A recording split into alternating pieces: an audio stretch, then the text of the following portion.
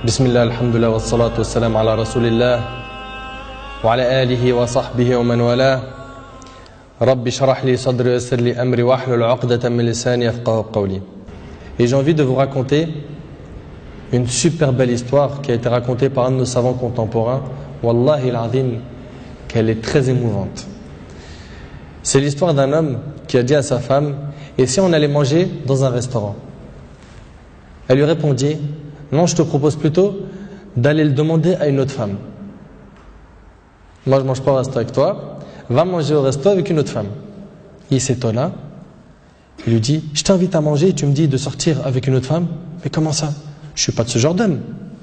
Et quelle femme tu parles? Et de quelle femme tu parles? Elle dit: ta mère.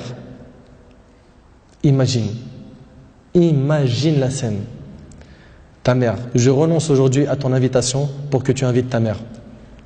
Ça fait longtemps que tu ne l'as pas invitée à manger ou à se promener, sors donc avec ta maman. Il lui a dit qu'Allah te récompense. Et il a tout de suite appelé sa mère et lui a dit: maman, prépare-toi, je vais venir te chercher en voiture et on ira manger et se promener ensemble. Sa mère ne l'a même pas cru. Sa mère ne l'a pas cru. Elle lui a dit: c'est vrai? Il lui dit: oui, par Allah. Viens aujourd'hui, on va manger ensemble. Entre nous, billah alaykum. Qui d'entre vous parmi les frères mariés a déjà fait ça avec sa mère? Et effectivement, ils allèrent ensemble au restaurant. Et la mère s'est remplie d'amour, de joie et de bonheur. Pour elle, c'était un beau rêve. Peu lui importe la nourriture ou l'endroit où elle était, c'est-à-dire même manger par terre ou sur le trottoir ou dans la rue, le plus important c'est qu'elle était avec son fils et que son fils était bienfaisant envers elle. Et qu'il ne l'a pas oublié, qu'il ne l'a pas négligé en s'occupant de sa femme et de ses enfants, et elle passa un jour avec lui qui était l'un des meilleurs jours de sa vie. Elle lui dit au retour, l'homme dit à sa mère au retour: maman, t'es contente? La sortie t'a plu? Elle dit: oui, wallahi, c'était masha'Allah. Elle dit: oui, qu'Allah te récompense. Il répondit: Inch'Allah, je le referai. Elle dit: non, Inch'Allah, la prochaine fois, l'invitation viendra de moi. Il lui dit: Inch'Allah. Et des semaines et des mois passèrent. Le frère a été occupé, puis sa mère tomba malade et mourra. Qu'Allah lui fasse miséricorde. Son fils était très triste.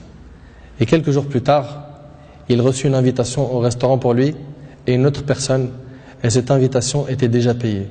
Étonné, il se demanda de qui vient cette invitation déjà payée. Il est parti alors avec son épouse au même endroit où il avait mangé avec sa mère, et là une lettre l'attendait de la part de sa mère.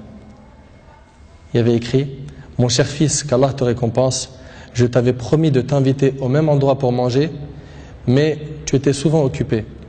Et maintenant je tiens ma promesse et je t'invite avec ta chère épouse, et je t'invite avec ta chère épouse, qu'Allah vous récompense.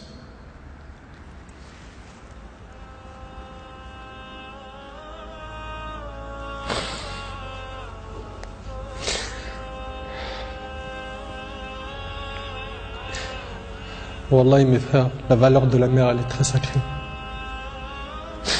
Faut pas la mettre en colère. Cette histoire d'amour entre cette épouse et sa belle-mère est magnifique.